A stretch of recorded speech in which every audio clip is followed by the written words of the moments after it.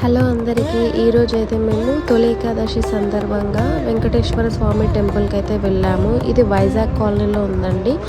ఇక్కడ చూసుకున్నట్టయితే చాలా అంటే చాలా పెద్ద క్రౌడ్ ఉంది. ఊరు మొత్తం కలిసి పండగలాగా జరుపుతున్నారు.